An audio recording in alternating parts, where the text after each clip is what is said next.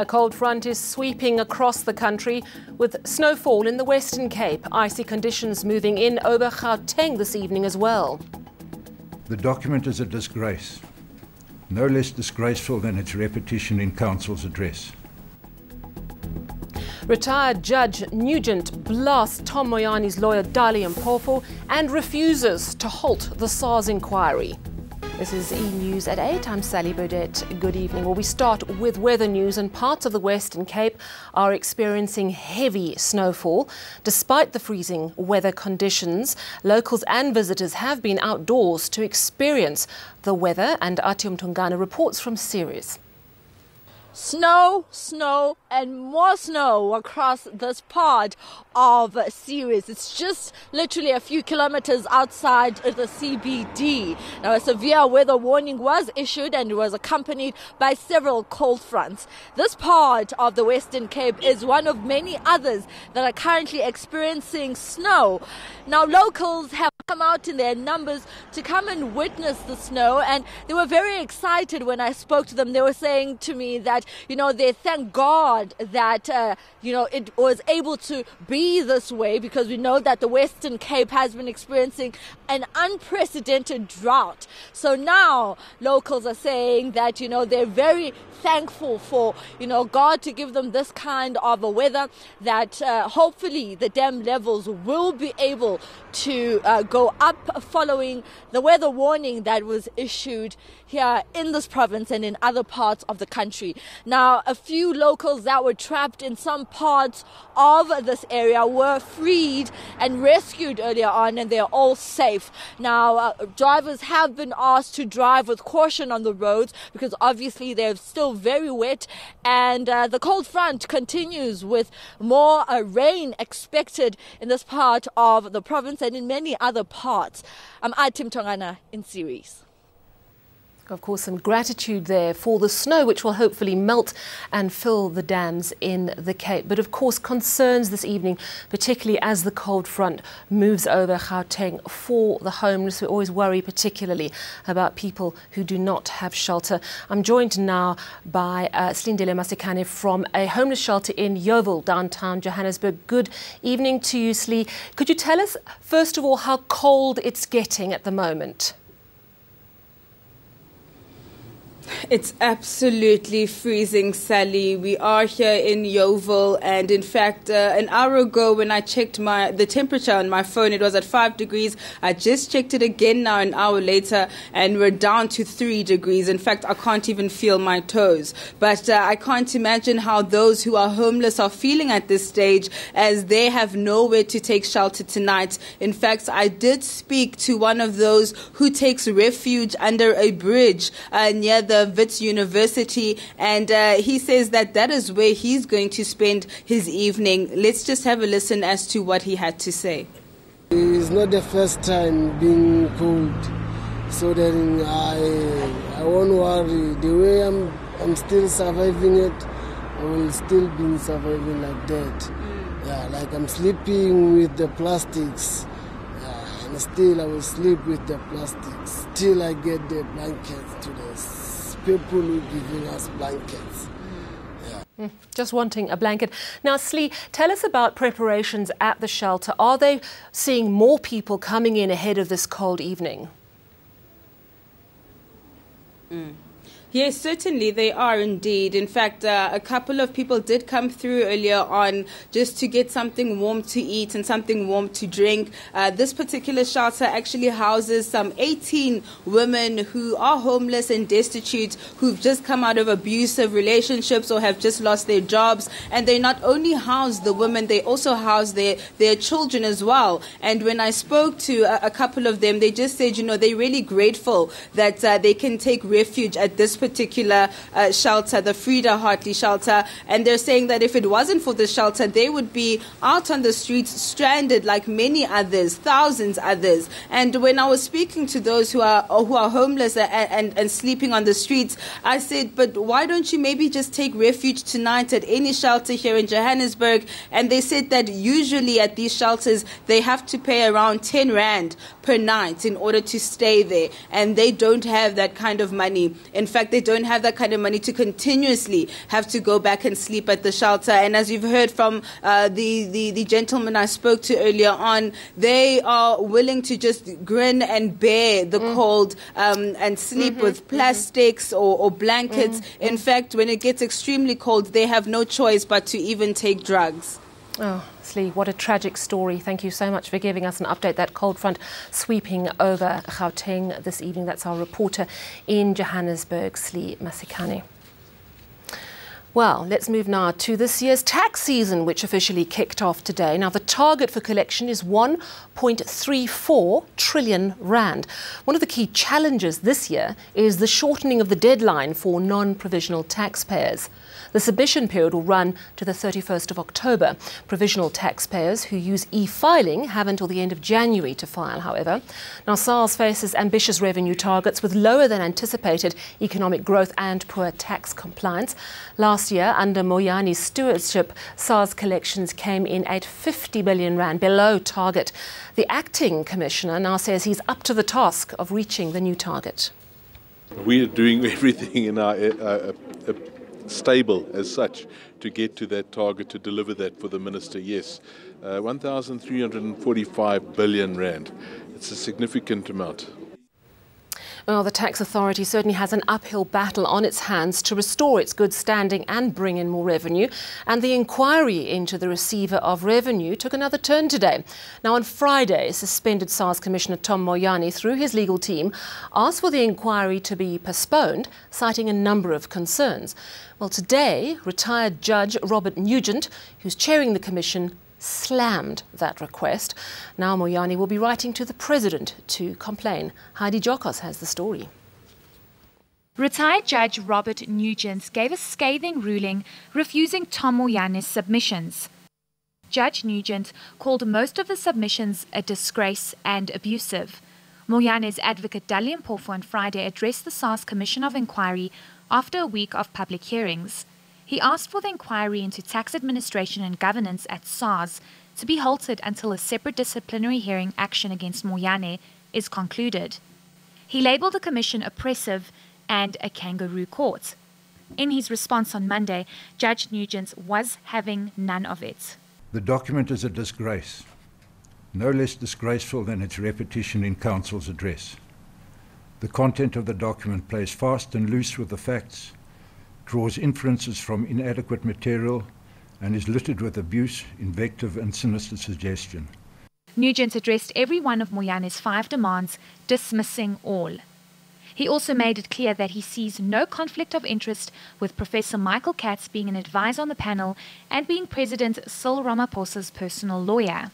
Of the expertise of Professor Katz by appointing him to assist the Commission, and I am grateful that he has done so. The President may equally, if he chooses, seek the advice of Professor Katz by telephoning or having him to dinner, whether during the course of this inquiry or at a later time. Judge Nugent also made it clear he's in no position to tell the Revenue Service to pay for Moyane's legal fees. Meanwhile, it seems the fight has only just begun. Moyane's lawyer tells us they'll submit a letter to the President within 24 hours with the same requests that the judge refused. The Commission of Inquiry will commence in August. No date has been confirmed. To Cape Town now, where embattled Western Cape Judge President John Hlophe won a small victory today. Chief Justice Mogoeng will have to appoint a new judge probing allegations of misconduct against Hlophe. This is because Judge John Musi has recused himself from that job because Hlophe thinks he may be biased. Now, Hlophe is accused of trying to influence 2 Constitutional Court justices in 2008 on a matter relating to then ANC President Jacob Zuma. Our reporter Eldrin Sampier was at the tribunal, which has been postponed indefinitely. Last year, the Supreme Court of Appeal ruled that Western Cape Judge President John Hlophe acted in a biased manner in a matter he presided over. In that case, one of the litigants was represented by Hlophe's personal lawyer, Barnabas Xulu. It's alleged that during a social gathering soon after, Judge John Musi said the verdict was no surprise, as it was consistent with Hlophe's controversial conduct. Hlophe has since tried to convince Mmusi to recuse himself from the Judicial Service Commission's tribunal investigating allegations of misconduct against him. On Monday, he got his way. The fact that Judge President Hlophe called me and made certain ex parte communications with me without having the other parties there, the interest of justice and obviously the interest of the judiciary. I do not think that our judiciary needs this at this stage. I have therefore decided that the best course in this matter is for me to recuse myself. Judge Mmusi continues to deny that he made the remarks, but Hlophe insists a fellow judge who heard Mmusi make the comments is willing to make a statement to that effect. We would have wanted to cross-examine him on some of the things that he says here. Hlophe's advocate says the delay in launching the tribunal continues to prejudice his client. It's been 10 years since the initial complaint by Justices Bess Nkabinde and Chris Jafta, who were present to testify on Monday. Chief Justice Mogoeng will now have to appoint a new judge to the tribunal. So even after the vacancy has been filled, there are still two outstanding issues. First is the availability of Courtney Griffiths, who represents Judge President John Hlophe, and then the outstanding fees for Hlophe's counsel. Aldrin Simpier, Sandton. Two blows for the Zuma family this week. First, the news that the former president's son, Vusi Zuma, had died late on Sunday evening. And then the news today that Duduzane Zuma, also a son of the president, will be charged with culpable homicide. Now, he's to be charged for a 2014 traffic accident that resulted in the deaths of two people. Zuma's Porsche collided with a taxi on the M1 highway after he lost control of his vehicle. Phumzile Dube was killed at the scene, while her fellow taxi passenger, Nanki Jeanette Mashaba, passed away a few weeks later. Now, the NPA decided not to prosecute, despite a judicial inquest ruling that the deaths were caused by negligent actions. At the time, Zuma paid 7,000 rands in speeding fines. Duduzane Zuma is currently out of the country and has been summoned to appear in court on the 12th of July. After the break, big international news coming in this evening. An incredible rescue story from Thailand, where 12 boys have been found in a cave after being trapped for 9 days following a monsoon.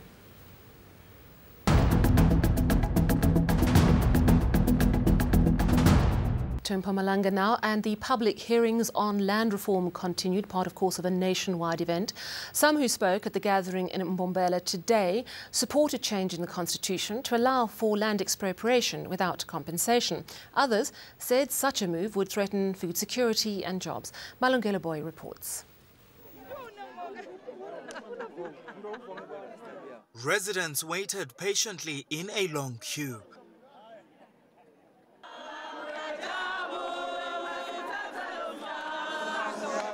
Once inside, it was a battle of songs.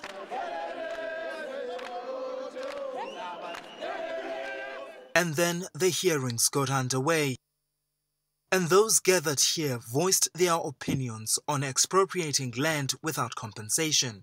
We are in support of Section 25, that the Constitution be amended for the benefit of Africans and the oppressed Africans in their very own country of birth. There must be without any fear of failure. Others said changing the constitution is unnecessary.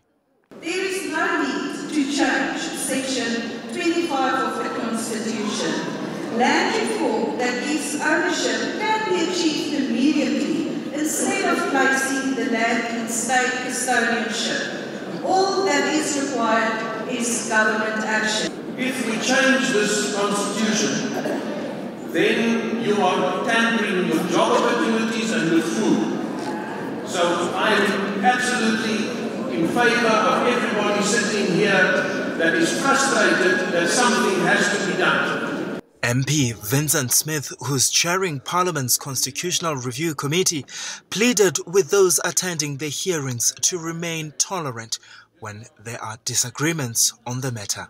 Malungelo Bui, Mpumalanga. To Durban now, the man accused of sexually grooming and raping his young stepdaughter was in court again today. He's applying for bail. Now, his lawyer is arguing that the allegations against him do not add up. Dali was at the Verulam family court today. The message from this community is clear. They want the man accused of sexually abusing his 10-year-old stepdaughter for years to remain behind bars. Inside, the accused sat solemnly in the dock while his lawyer argued for a postponement. He was in Verulam for a period of 2 months, and if this allegation is that he was raping the complainant in Verulam from 2013 to 2018, it will not make sense, Your Worship. Mthethwa wants clarity on the charges his client is facing. They include rape, sexual grooming, and exposing a minor to pornographic material. He's also securing a witness to testify in the bail hearing. It is alleged in the charge sheets that this witness and the accused were engaged in a sexual act in front of the complainant. So this witness is in actual fact going to be the heart when one considers count number 7. The state did not oppose the postponement, which was granted by the court. One of the child's relatives, who spoke exclusively to ENCA, says the family wants to see the man punished. Well, this much I can say, we want the child with the family, not with outsiders. That's the reason why we are here today. And furthermore, he has to pay for what he has done. We want justice. The case continues on Tuesday. Dali, Verulam in Durban. To Thailand now, and a remarkable rescue story. 12 missing boys and their soccer coach have been found alive after spending 9 days in a cave. The youngsters and their coach were found by Thai Navy SEALs. The 12 were on a hike through the Tham Luang cave system when monsoon rains flooded the entrance, trapping the team and their coach. The heavy downpours also made search and rescue operations extremely difficult.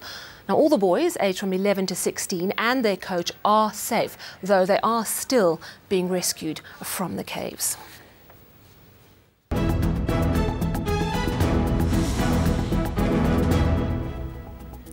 Your top stories this evening. A cold front is sweeping across the country with snowfall in parts of the Cape and icy conditions moving in over Gauteng this evening.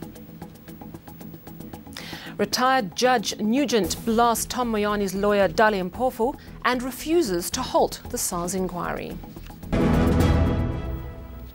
And finally, it's that time of the year again where strawberries and cream are the order of the day and afternoons are spent glued to the television. Yes, it's Wimbledon. Now, today marks the start of the 2018 tournament. Over 166,000 portions of strawberries and cream will be served over the next 2 weeks. It's a tradition synonymous with Wimbledon. The strawberries served in baskets of 10 cost around 70 rand. Now, many fans have been camping out for 2 nights to secure tickets to one of the most prestigious sporting events on the calendar. That's your news. Take care. Good night.